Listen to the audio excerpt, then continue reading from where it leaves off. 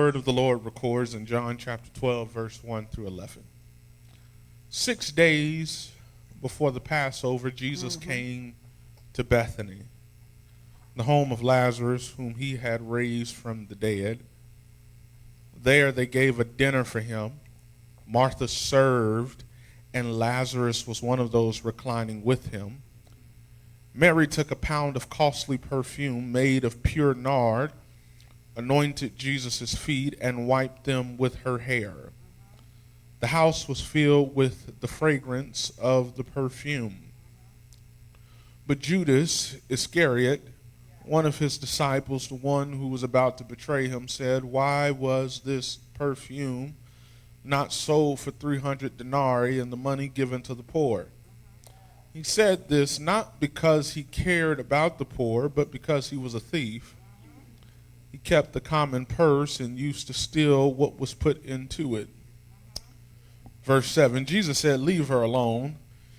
She brought it so that she might keep it for the day of my burial. You always have the poor with you, but you do not always have me." When the great crowd of the Jews learned that he was there, they came not only because of Jesus, but also to see Lazarus, whom he had raised from the dead.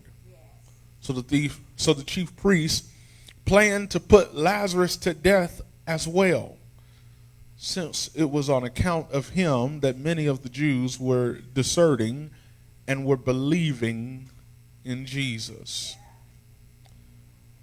Verse 1, 6 days before the Passover, Jesus came to Bethany, the home of Lazarus, whom he had raised from the dead. There they gave a dinner for him. For the few moments, I would like to preach from the thought, would you like some cake? I want to preach about, would you like some cake? Would you ask your neighbor, would you like some cake? Neighbor, it's okay. Come on, ask another neighbor, say, "Hey neighbor, no, would you like some cake?"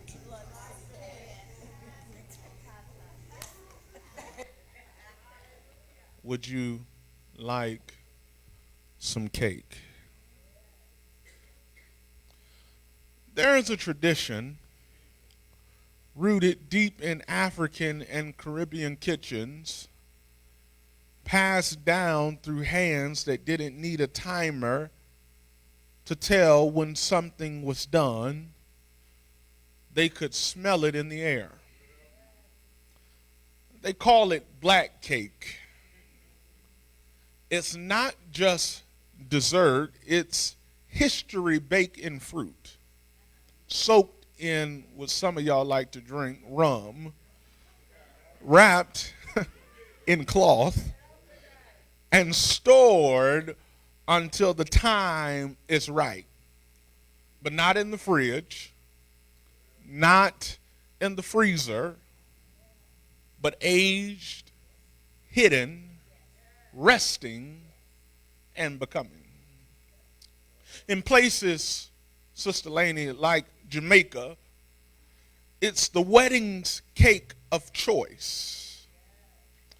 And here's what they do. Before the wedding day, they start soaking the fruit. Raisins, cherries, prunes, all in dark liquor. Sometimes months in advance. Then they mix it into a batter thick with molasses and spice. Bake it low and slow, and let it sit. And after the wedding, if there's any left, they save it. They wrap it, store it, tuck it away for a year, and then on the anniversary, they pull it out, slice it open, and eat it. Now, I've always found that to be a little strange. Why eat a cake that's been sitting for a year? Why? Why hold on to something that's been hidden, soaked, aged, and silent? Why unwrap something that's been in the dark just to see if it's still good. Because black cake doesn't just survive time, it gets better with it. Some of you would say the sweeter the berry, the sweeter the juice. The longer it sits, the deeper the flavor, the darker the color, the stronger the sweetness. But church, it has to be wrapped right. It has to be sealed. It has to be left alone, because the cake doesn't prove its richness the day it's made. It proves it the day you slice it open and find out it still holds. Now, I'm not here to preach about cake today, but I've been thinking, why do we preserve things we could have consumed? Why hold on to what others would have thrown away? Why trust that something soaked, sealed, and silent could still satisfy? I don't have the full answer. Not yet, but I think John 12 might. Because when we step into this room in Bethany, we are not tasting anything new. We are sitting at a table with people who've been through something. Lazarus sealed in a tomb. Mary soaked in grief. Martha quietly holding it together. Jesus already carrying the cross on his shoulders. This ain't fresh joy. Church, this is age hope. This isn't soft faith. This is rum-soaked survival.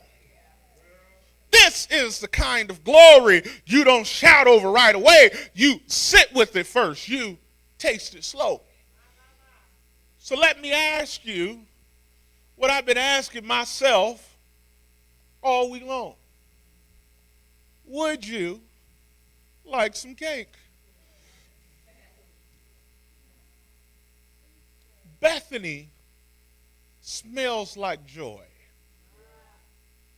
But it just doesn't smell like oil. It smells like cake. Like something worth celebrating. A feast has been prepared not just for eating, but for remembering. This is resurrection on display. This is what it looks like when the impossible walks back into the room.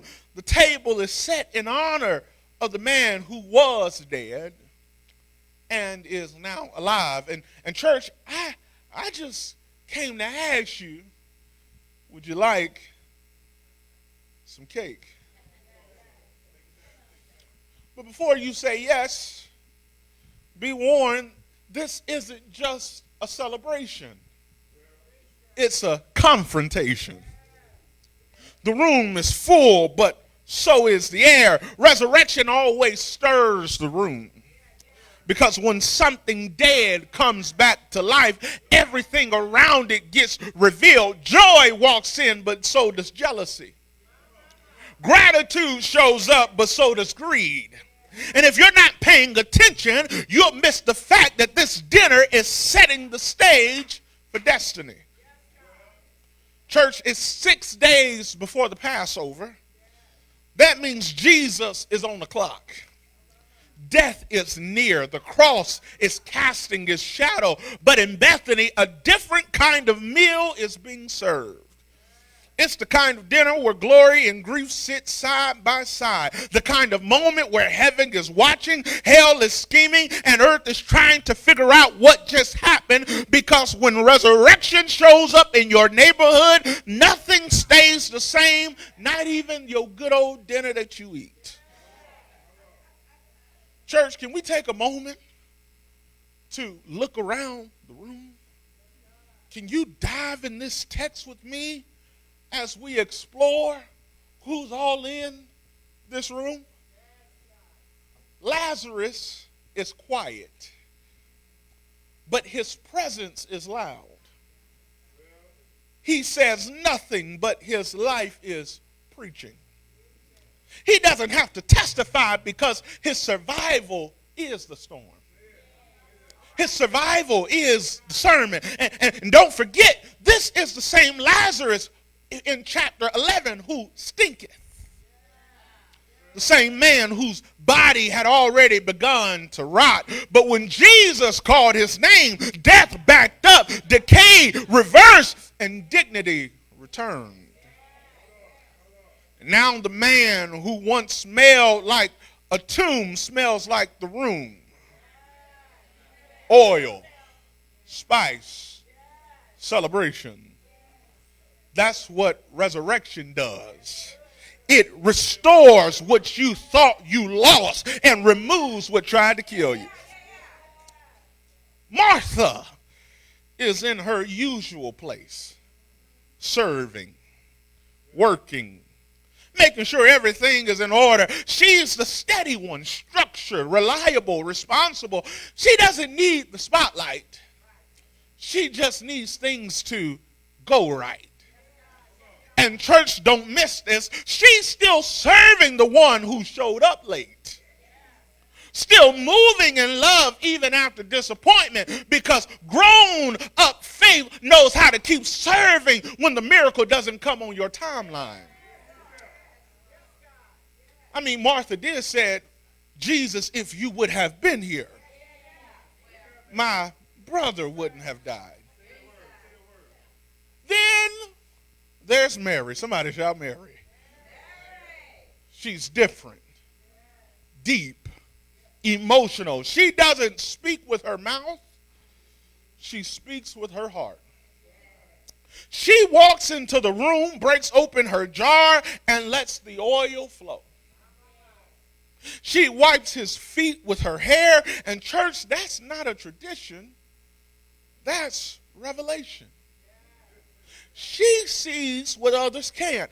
She feels what others ignore. This isn't just adoration, it's preparation. Her worship is intimate, messy, prophetic. And when real worship shows up, it always shakes the atmosphere. And then we have Jesus. Jesus sits at the center of it all.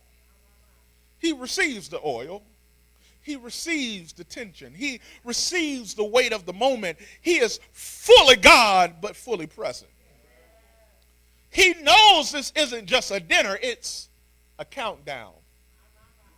He knows the cross is coming. But he also knows that sometimes the only way to get to resurrection is to sit down and eat with people who love you, people who don't understand you, and people who might betray you. And he does it anyway. Judas speaks next, but his words are not about worship, they're about control. He talks about the poor, but his spirit is in conflict. He can't stand what Mary just did. Not because it's wasteful, but because it's pure. Her pouring exposes his pretense. Her sacrifice highlights his shadow. And church, don't miss this. Sometimes people who walk with Jesus still carry hidden agendas. Sometimes people in leadership positions are carrying pain they've never processed. Judas is sitting at the table, but his heart is disconnected from the moment. And while Judas is speaking, the chief priests are scheming. They're not in the room, but they feel the ripple.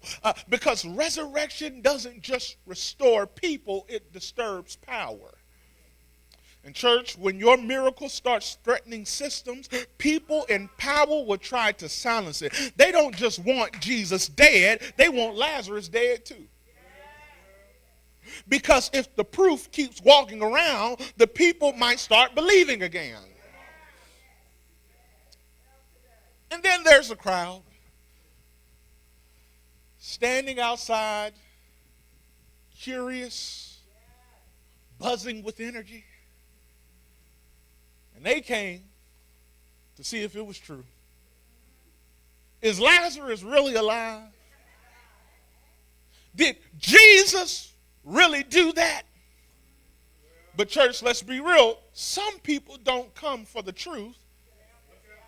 They come for the show.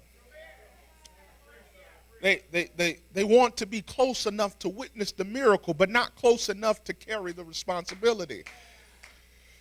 And the danger is that public interest can increase private pressure.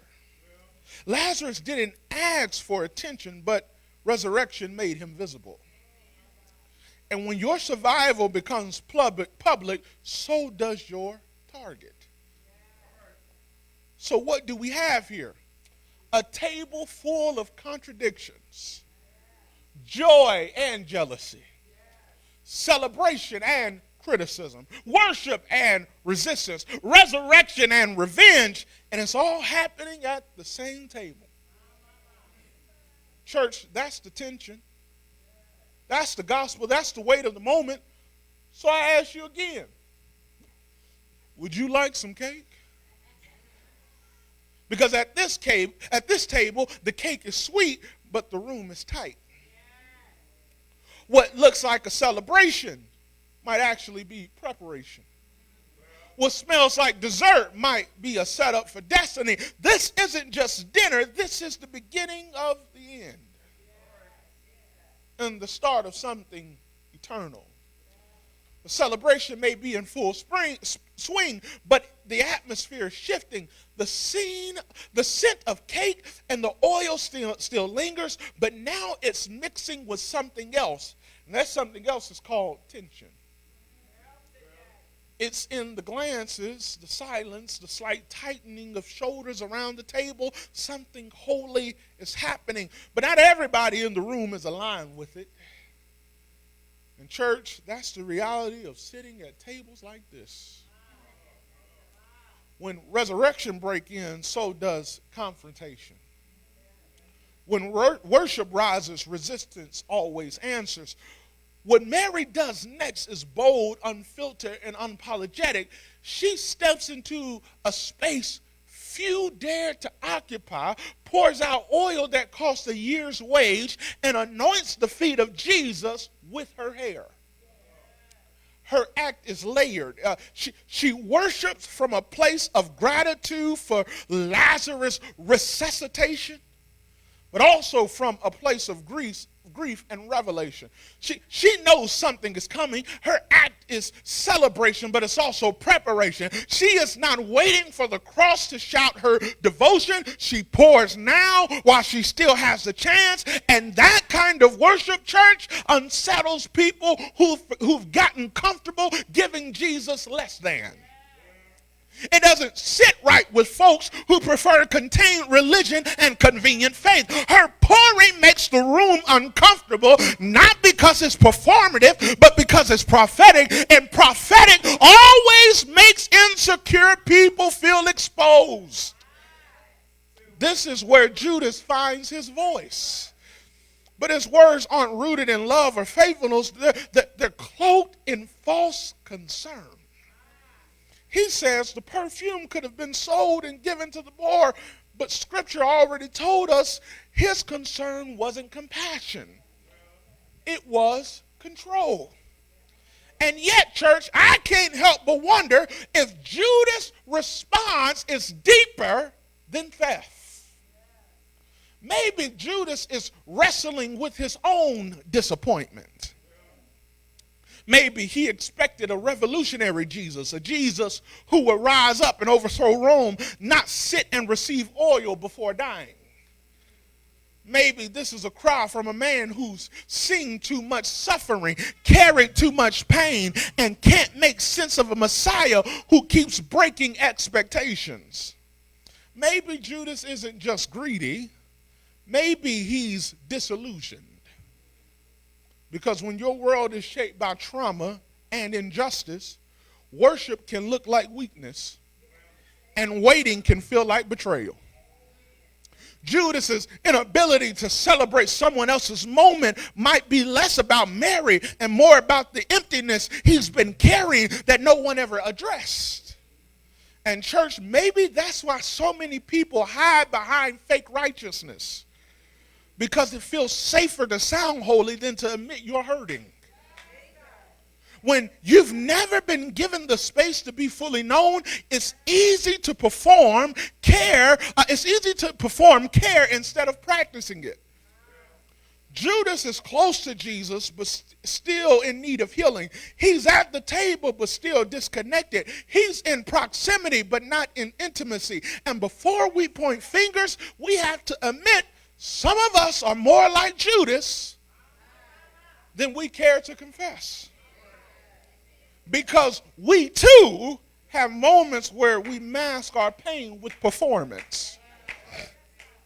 We too have played righteous while raging inside. We too have struggled to watch someone else pour when we feel like we've had nothing left to give. And yet, in the middle of it all, Jesus speaks. He doesn't rebuke Mary. He defends her. He honors her gift, protects her expression, and preserves the space she's created through her sacrifice. He doesn't ask her to explain herself. He doesn't shrink her moment. He lifts her offering up in front of everyone who would try to minimize it. Because Jesus knows the difference between waste and worship. He knows when someone is pouring out oil and when someone is covering up lack. He knows what real devotion sounds like. And when he says you'll always have the poor with you, but you won't always have me, church, he's not dismissing the poor. He's emphasizing the urgency of presence. He's saying, don't miss this moment trying to justify your inaction. I'm here now, pour now, worship now, see me now. In that moment, Jesus protects her gift, her grief, and his glory, because the oil wasn't just expensive, it was weighty. It was timely. It was necessary. What Mary gave was bigger than money. It was insight. And Jesus received it because he knew what it cost her to pour it. And church, let's not ignore what else is happening here. Jesus makes space for this woman's offering while a man tries to shut it down. He interrupts male ego to elevate feminine devotion. In a society where women were often dismissed, Jesus affirms her public act of love without hesitation. He doesn't silence her, he honors her. He doesn't question her motives, he dignifies her presence. And isn't that the kind of Savior we need? Meanwhile, somebody shout, meanwhile. Outside, the crowd gathers, drawn by the miracle, hungry for more, but unaware of the warfare happening inside. The crowd doesn't know the pressure resurrection puts on a person. They just want to see Lazarus, to gawk at glory, to be near the wonder. But they don't know the weight of being the one who got up. Public miracles create private pressure. Everybody wants to be close to the moment, but nobody wants to carry what it takes to survive it. Y'all, Lazarus is living proof that Jesus is who he says he is. But being proof means being targeted. When your survival testifies too loudly, the system that benefits from your silence will always be threatened. When your survival testifies too loudly, the system that benefits your silence will always be threatened. And the chief priests didn't want to just kill Jesus. They wanted to kill Lazarus too, because resurrection doesn't just bring life, it disrupts power. And when your deliverance messes with someone else's control, church, they'll do anything to stop the story from spreading. So how do you handle being seen when your survival was never meant to be public? You stay close to the one who called you. You keep showing up at the table. You keep sitting in rooms that don't know what to do with you. And you let your presence speak even when your mouth is quiet. Because sometimes being alive is your loudest testimony. But don't get it twisted, church. The table costs something. This cake ain't free. The oil has been poured. The tension has been raised and the clock is still ticking. Resurrection brought joy, but it also awakened jealousy. The same miracle that set the room on fire has drawn the eyes of betrayal. And that's what resurrection does. It attracts glory, but it also draws attack. When you live as evidence of God's power, hell takes notice. When you worship with boldness, opposition gets loud. So I ask you again, church, can you handle resurrection attention when it also attracts demonic attack? Because the cake is sweet, but the room is tight. And now it's not just tight because of what's been said, it's tight because of what's been revealed. Mary poured. Judas protested. Jesus defended. And the crowd stood frozen. But once the oil has hit the floor and the tension has pierced the air, what happens next? Because resurrection doesn't just stir celebration, it demands a response. And when resurrection fills a room, silence isn't safety. Silence is surrender. Stick with me. Lazarus, the man everyone came to see, says nothing. He doesn't shout. He doesn't testify. Y'all, I don't find anywhere where Lazarus even said thank you.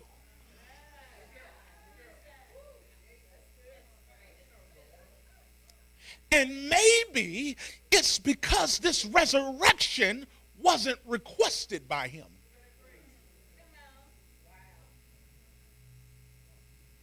He didn't ask to come back. He wasn't trying to be noticed. And yet here he is, caught between gratitude and grief, between miracle and mystery. Maybe Lazarus is quiet because being alive again isn't just a blessing, it's a burden. Maybe he knows that being evidence makes you a target, that being the proof of what Jesus can do doesn't just get you praise, it puts you in the crosshairs of people who prefer you be dead. I want to get something clear. His silence isn't passivity, it's power. He's simply being what Jesus called him to be. And that's alive.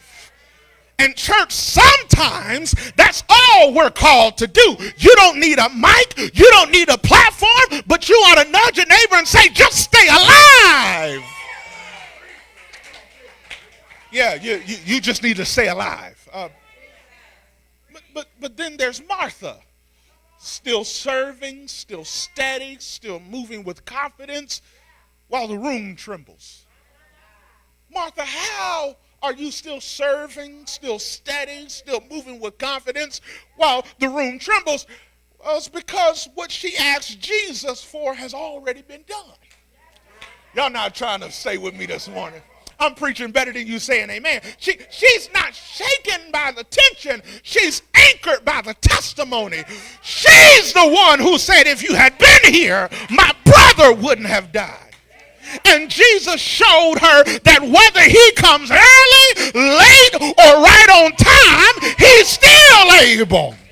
So now she moves with a kind of settled joy. She doesn't need attention. She doesn't need applause, because when you know what God has done for you, you don't get distracted by what people are doing around you. When you see the unthinkable become undeniable, you keep serving. Martha teaches us how to hold it together when everybody else is falling apart. You ought to nudge your neighbor and say, neighbor, hold it together. I know what Jesus can do. I've seen him work. I've seen him make ways. I've seen him heal. So I'm going to hold it. I got to hold it together. I got to hold it. I got to hold it together.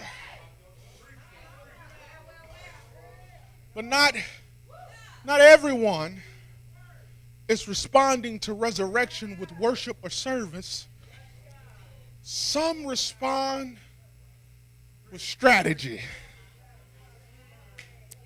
The chief priests never enter the house, but their presence looms large. They represent what happens when religious power gets scared of divine freedom. They aren't interested in transformation.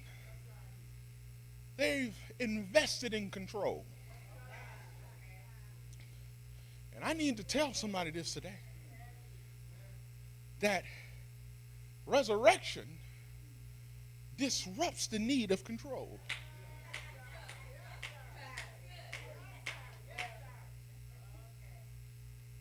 Lazarus didn't write a book.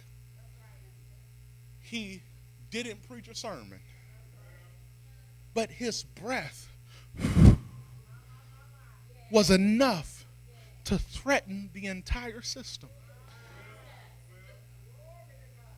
Because when resurrection starts walking through the city, everything built on death starts trembling.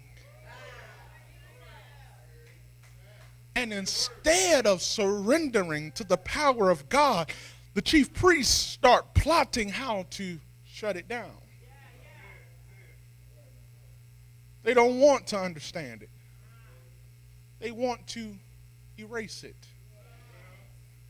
And church, let me tell you, systems always try to eliminate what they can't explain. Institutions that can't contain glory will often try to crucify it. When your life becomes living proof that God still brings dead things back, don't be surprised when someone tries to take you out. And now the room goes quiet again. The oil has soaked into the floor. The words have stopped. And the weight of what's been seen is setting heavy, because once resurrection enters the room, neutrality leaves it. You can't sit there and act like nothing happened. Mary has poured. Judas has protested. Jesus has spoken. The crowd has watched. The chief priests are moving in silence. And now the table asks, what will you do next? Church, resurrection raises more than the dead. It raises a decision. It demands a response. It exposes the fault lines between belief and performance, between faith and fear, between worship and self-protection. Everybody at that table has seen something they can't unsee. And now it's no longer about what Jesus did. It's about what they'll do. So my question is, who are you at the table? Y'all not trying to stick with me this morning. I said, who are you at the table? Are you the evidence like Lazarus? Just trying to stay alive under the weight of a miracle you didn't ask for? Are you the servant like Martha, grounded and faithful even when the room feels unstable? Or are you the worshiper like Mary, willing to break norms and pour everything out? Or are you the critic like Judas,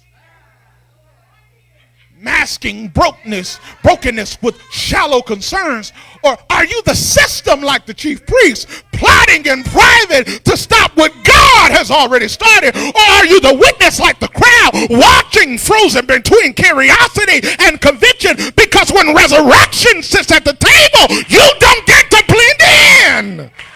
You don't get to play it safe. The table is no longer a meal, it's a mirror. And after the pouring, after the protest, after the defense, after the silence, your choice becomes your testimony. Preach, Scruggs, I'm doing the best I can.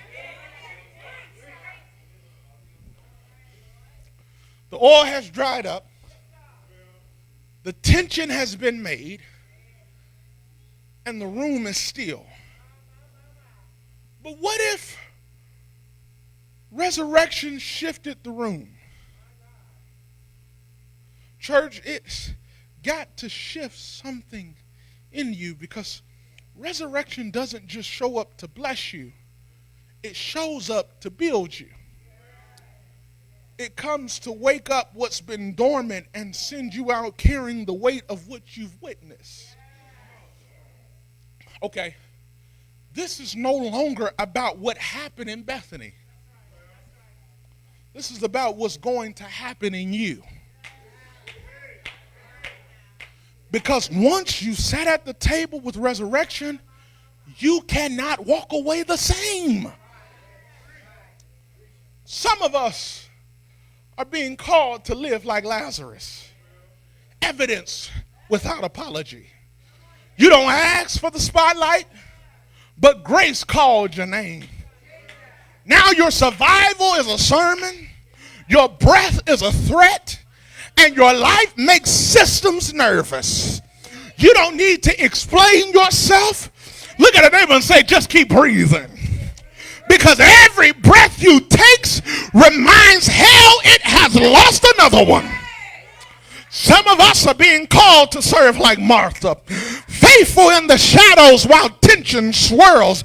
You may not be pouring perfume or preaching sermons, but your consistency is making space for everybody else's miracle. When you sing God come through, you serve like someone who remembers. You don't get distracted by the drama because you've already seen deliverance. Some of us are being called to part like Mary, to give everything even when people misunderstand it, to show up with your oil, your tears, your worship, and lay it all at the feet of Jesus, the one who deserves it, not for performance, but for preparation, not for applause, but because you know what's coming next. And let's not forget the chief priests, the fire starters. They didn't pour oil, but they turned up the heat. They tried to control what couldn't be contained. And while they plotted to kill the evidence, God was letting the oven rise. Because just like you can't bake a cake without fire, you can't walk into purpose without pressure. I came today to tell you the fire didn't come to destroy you. It came to develop you. God didn't send the fire but God used it. The heat shaped the cake. The pressure formed the calling. And church, you're not burning, you're becoming. Oh, you ought to high five a neighbor and say, neighbor, I'm not burning, I'm becoming. You're being set into shape by what was meant to stop you. So don't curse the fire. Don't run from the fire. But look at a neighbor and say, let it burn, let it burn, let it burn all around me. And when you leave this table, don't you leave with a memory. Leave with a mandate. Leave with your witness. Leave with your assignment. Leave with your form, because resurrection doesn't stop at the table. It starts there, And what Jesus started here, he's waiting to finish in you. But before we close this table, let me tell you what's been soaking in silence. Church, we've waited long enough, because now it's time to slice open that black cake. Time to unwrap what's been waiting. Time to taste what's been soaking in the dark. And let me tell you, what we find in John 12 is nothing short of black cake glory. Mary didn't pour her oil because she needed attention. She poured it because she had been through something. Her worship wasn't fresh, it was preserved. It had been soaking in grief, sealed in silence, and now when the room could barely breathe, she broke it open and let it pour. Lazarus didn't testify with his mouth, he testified with his breath.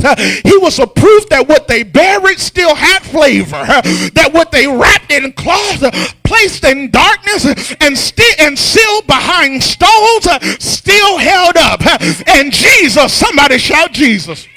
Y'all ain't shouting. I said somebody shout Jesus. And Jesus, he was the one carrying the whole recipe, the sweetness, the weight, the wine, the spice. Every step he took toward the cross was a reminder that God didn't throw away what's been sitting in silence. He saves it. He soaks it. He lets it rise in its own time. And when they thought he was finished, he got back up sweeter than before. Church, I came to tell somebody, you are the black cake. You've been through the fire. You've been sealed in silence. You've been soaked in sorrow. But God's been preserving you for a moment just like this. So look at a neighbor and say, neighbor, slice it open. Taste what the enemy thought would expire. Rejoice over what still has richness.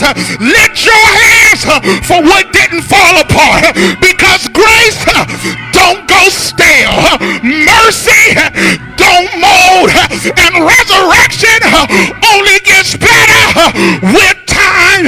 So I'll ask you my question one last time. Would you like some cake? Look at a neighbor and say, neighbor, would you like some cake? Do you want some of this glory? Do you want some of this power? Do you want some of this breakthrough? Look at a neighbor and say, take your slice, take your praise, take your testimony, and give God glory. Y'all not praising him, you're still sitting down. Give him glory. Give him praise. Do you want some cake? Celebrate. Celebrate. He preserved you.